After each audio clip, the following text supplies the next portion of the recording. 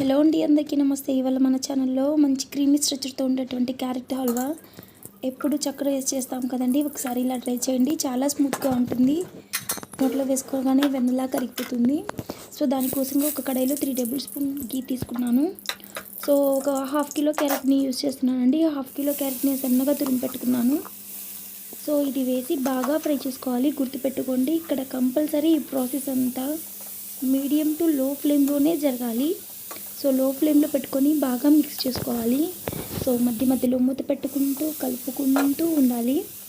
So ఎప్పుడు చేసేలాగా కాకుండా ఇలా ఒకసారి ట్రై చేయండి. నోట్లో వేసుకోగానే వెన్నలా కరిగిపోతుంది. అది కూడా బెల్లం యూజ్ చేస్తాం కదండి. సో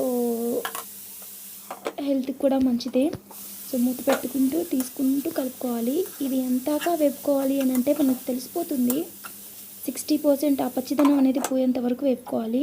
ఇక్కడ నేను హాఫ్ కేజీ క్యారెట్కి 1/2 లీటర్ పాలు యూజ్ చేస్తున్నానండి. సో పాలు వేసాక కూడా మీడియం ఫ్లేమ్లోనే ఉండాలి. ఆల్రెడీ 60% ఉడికిపోయిన క్యారెట్ ఈ పాలల్లో ఉడికిన తర్వాత 100% ఉడికిపోతుంది.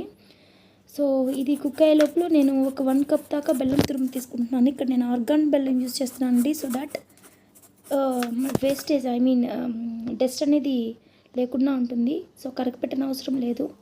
మధ్య మధ్యలో కలుపుకుంటూ ఉండాలి. సారీ అండి, ఇక్కడ నేను బెల్లం వేసిన క్లిప్ మిస్ అయిపోయింది. ఈ పాలన్నీ ఇంకిపోయిన తర్వాత మనం బెల్లం యూజ్ చేసుకోవాలి. సో పాలు అనేది ఎక్కడ దాకా అంటే 80% అంతవరకు ఇంకిపోవాలి. లైట్గా చెమ్మున్నప్పుడు మనం బెల్లం యూజ్ చేసుకొని మిక్స్ చేసుకోవాలి. సో నేను ఇక్కడ బెల్లం వేసిన క్లిప్ అనేది మిస్ అయిపోయింది. కొంచెం చూసుకోండి. మీరు కావాలంటే కొంచెం ఫుడ్ కలర్ కూడా యూజ్ చేసుకోవచ్చు. చూసారా క్యారెట్ అనేది ఎంత సాఫ్ట్గా అయిపోయిందో. సో మెత్తగా ఉడికిపోయిన తర్వాత ఈ స్టేజ్లో నేను బెల్లం యూజ్ చేశానండి. అలాగే కొంచెం ఫుడ్ కలర్ కూడా వేసాను.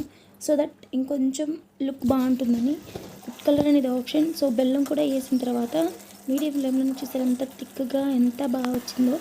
మీకు నచ్చిన డ్రై ఫ్రూట్స్తో వేసుకొని సర్వ్ చేసుకోవడమే.